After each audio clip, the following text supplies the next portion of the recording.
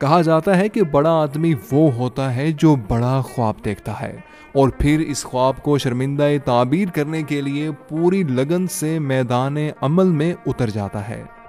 ایسا ہی ایک بڑا خواب اقبال نے دیکھا، برصغیر کے مسلمانوں کو انگریزوں اور ہندوؤں سے آزادی دلانے کا خواب، ایک مسلم مملکت کے قیام کا خواب۔ ہندوستان میں معاشرتی کشمکش اور بے چینی کا خاتمہ تبھی ممکن تھا جب اس خواب کو تعبیر مل جاتی۔ یہی وہ خواب تھا جو برصغیر کے مسلمانوں کی معاشرتی تکالیف کی دوا تھا۔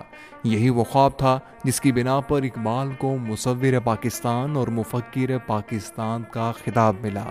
مرے کالج سیالکوٹ میں سید میر حسن اور بعد میں گورنمنٹ کالج لاہور اور اورینٹل کالج میں پروفیسر تھامس واکر آرنلڈ، یہ وہ شخصیات ہیں جنہوں نے اقبال کی فکری زندگی کا رخ متعین کیا۔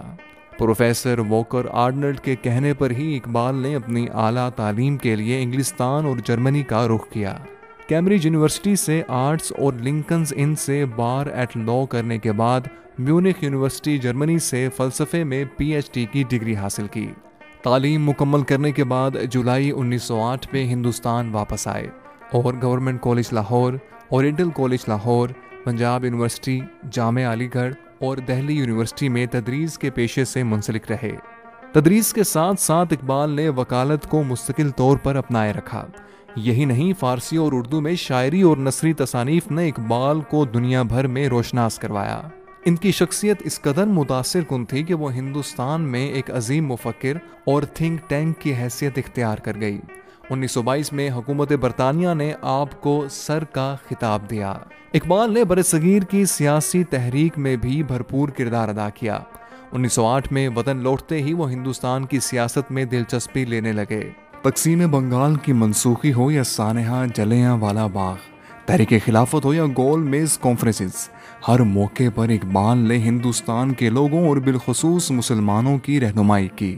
جب شدھی اور سنگھٹن جیسی تحریکوں میں ہندو انتہا پسندی کے اثرات برصغیر میں پھیلنے لگے تو ہندو مسلم فسادات میں شدت آ گئی۔ یہی وہ وقت تھا جب برصغیر میں سب سے پہلے کسی شخص نے ان تمام مسائل کے چھٹکارے کا حل تجویز کیا، اور وہ حل تھا برصغیر کی تقسیم اور ایک نئی اسلامی مملکت کا قیام۔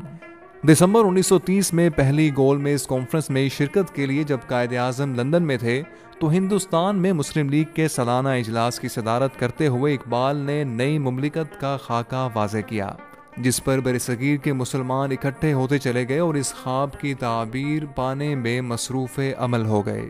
اقبال کی زندگی میں نہ سہی مگر انہوں نے اپنا مقصد بالآخر حاصل کر لیا۔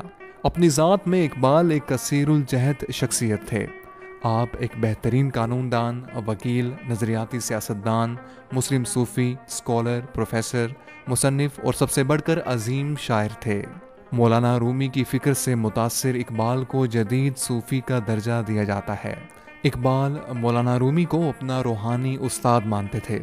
اسی روحانی نسبت کے احترام میں ترکی کے شہر کونیا میں مولانا رومی کے مزار کے احاطے میں اقبال کی علامتی قبر بھی موجود ہے۔ جنوبی ایشیا میں اردو اور ہندی زبانیں بولنے والے لوگ آپ کو شاعر مشرق کا خطاب دیتے ہیں۔ اقبال کو دنیا بھر میں پڑھا اور پڑھایا جاتا ہے۔ آپ کی کتابوں کا چینی، جاپانی، انگریزی، فرانسیسی اور ہسپانوی زبانوں میں ترجمہ ہو چکا ہے۔ یہی وجہ ہے کہ اقبال کی ذاتی تصانیف چند درجن ہیں، لیکن اقبال پر لکھی گئی تصانیف کی تعداد ہزاروں میں ہے۔